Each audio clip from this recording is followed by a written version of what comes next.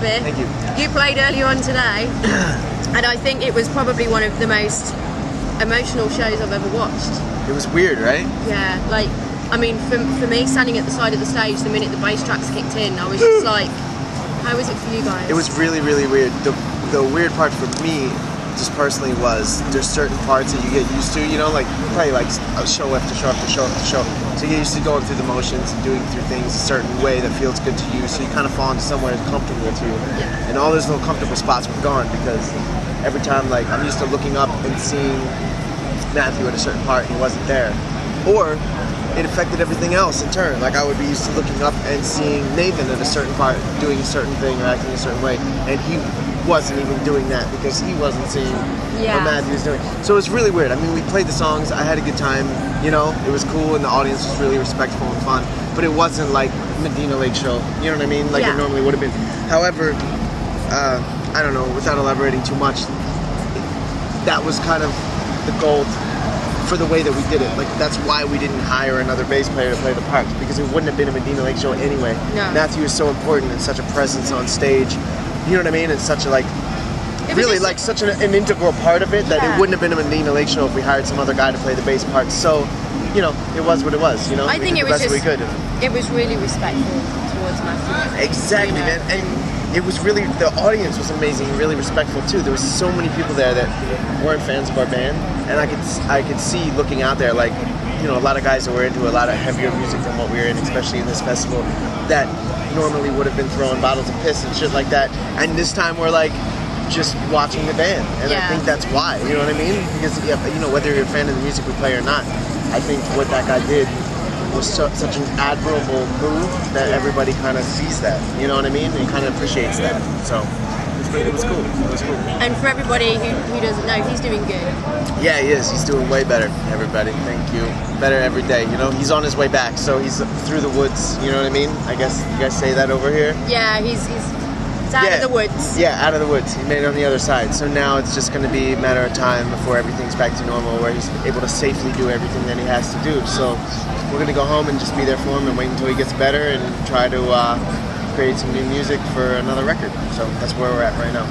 And then tomorrow you're in Cardiff. Yeah, we're here for another week, I think. And we're going to do shows in Cardiff and London and Poole and Kent and bunch of places we've never played before. Boardmasters, Heavy, like, and what? all that. Where are these places? This will be cool.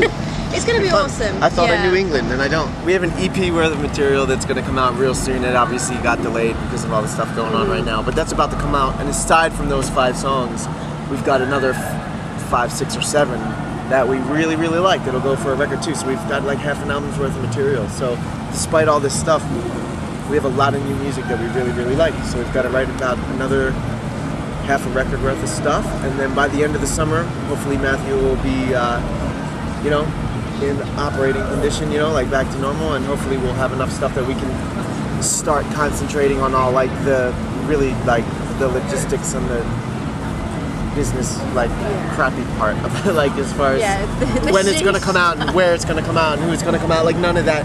And even when something like this crazy happens, you don't really think about those kind of things because it's not important. It's all about emotions and love and making sure he's better and trying to be creative. So it's, you know, if you could turn such a crappy situation into something positive, that's what we're trying to do. You know what I mean? So trying to write your stuff and be there for him, and then we'll take care of all that stuff, hopefully in like a month or 2, figure out what we're going to do.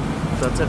Awesome. And I would personally, as well as you guys, just like to thank everybody that I've hit up to help out Matthew. Oh my God. Like the auctions and the benefit with Smashing Pumpkins. You know, that's one of the reasons why we came here, and one of the reasons why I think Matthew wanted us to come here when we weren't going to do anything. I mean, we were just sitting there, you know, because without him, like I said, as you know, such a part of the band, we couldn't do anything at all.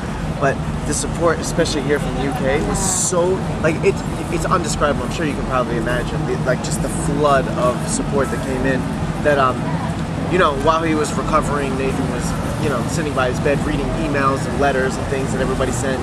We really feel like that was a big part of him, you know, starting to get better. And I think that he wanted us to come and do this over here just because, you know, just to come and say thank you and support everybody. Like, everybody's been amazing. So rather than sit at home, you know, he was like, go dudes, do this thing. So we came and played and did interviews and talked to everybody, talked to fans, talked to press, just thanked everybody a lot for everything they did. So, and once we got here and started doing it, we realized it was the right decision. I was talking to Nathan before, it just feels good, you know. We feel, I don't know, felt so crappy for so long, just kind of waiting for everything to happen, and then once we got here and started doing it, it felt really good. So I'm glad we did. I'm glad we're here.